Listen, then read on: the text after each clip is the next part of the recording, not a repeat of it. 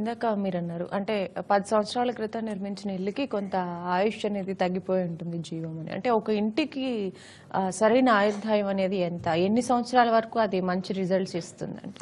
అంటేనమ్మా ఆయుష్ అనేది మనం చూస్తే పూర్వకాలం అక్బర్, బాబర్, ఔరంగజేబ్ లాంటి చరిత్రను వల్ల రాజుల కాలం చూస్తేనమ్మా 200 సంవత్సరాలు, 300, 400 సంవత్సరాలు ఏకదాటిగా రాజ్యాన్ని వెళ్ళిన వాళ్ళు ఉన్నారు.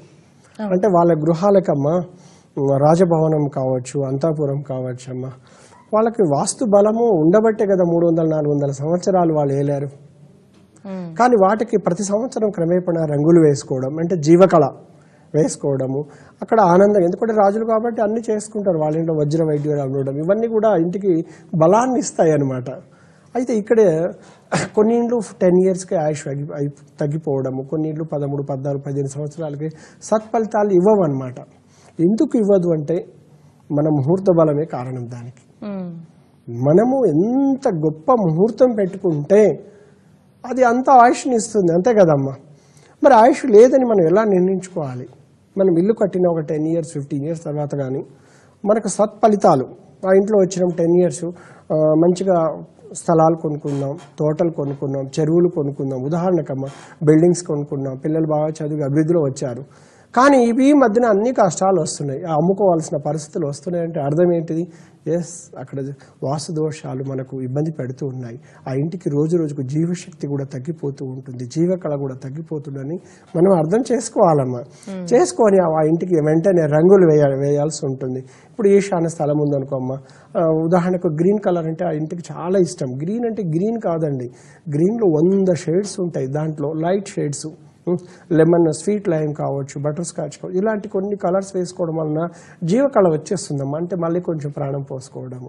అలా కాకుండా బాగా పెద్ద పెద్ద సమస్యలు ఇస్తే మాత్రం తప్పనిసరిగా నిపుణులను ఇంటికి తీసుకెళ్ళి చూయించేసి మళ్ళీ జీవశక్తి అంటే అష్టదిగ్భాన కార్యంలో జీవశక్తిని మళ్ళీ ప్రాణప్రతిష్ఠం చేస్తామమ్మా, రీమోల్డింగ్ అనమాట. కానీ అలా కాకుండా చాలా మంది ఏం చేస్తుంటారంటే వాస్తు బాగలేదని చెప్పి ఎక్కడో ఒక చిన్న తప్పు అని చెప్పేసి దాన్నంతా పలగొట్టేసి డ్యామేజ్ చేసేసి ఇంకా ఉన్నా కొంచెం ప్రాణాన్ని కూడా తీసేస్తూ ఉంటారు. నా దృష్టిలో గృహం అనేది ఒక దేవతమ్మ, మనిషి లాంటిది సేమ్ అమ్మ. ఎక్కడ కూడా ఇష్టం వచ్చి పలగొట్టడం, డ్యామేజ్ చేయడం కూడా శాశ్వత కాదు. ఎంతోమంది గురువుగారు మేము వాస్తు ప్రకారం అని చెప్పేసి డోర్లు మార్చుకున్నాం, విండో మార్చుకున్నాం, అన్నీ చేసిన తర్వాత ఇంకా బాగా కష్టాలు మొదలైనాయని చెప్తూ ఉంటారు. వాస్తవానికమ్మ ఎక్కడ కూడా కర్మానుసారం ఒక నిర్మాణం చేసిన తర్వాత కొన్ని పద్ధతులను పాటించకుండా మనం ఈ డోర్ బాగలేదని అప్పటికప్పటికి అది తీసివేసేసి మార్చివేయడం వలన ఆ డోర్కు ఉన్న బలం అంటే యోగించే బలం అనేది ఒకటి ఉంటుంది. ద్వారబంధం చేసుకున్నప్పుడు మంచి రోజు, మంచి శుభస్థలము, అంతే కదమ్మా, అక్కడ పూజ చేసుకొని మనం సింహద్వారం నిలబెట్టుకుంటాం.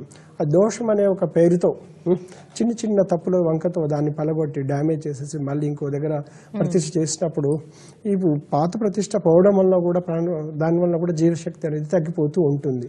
అందుకేనమ్మా ఎక్కడ కూడా వాస్తు దోషాలు ఉన్నాయని మనం ఇల్లుని ఎటువంటి డ్యామేజ్ లేకుండా అష్టదిగ్బంధన కార్యంతో మనం సవరించుకోవచ్చు.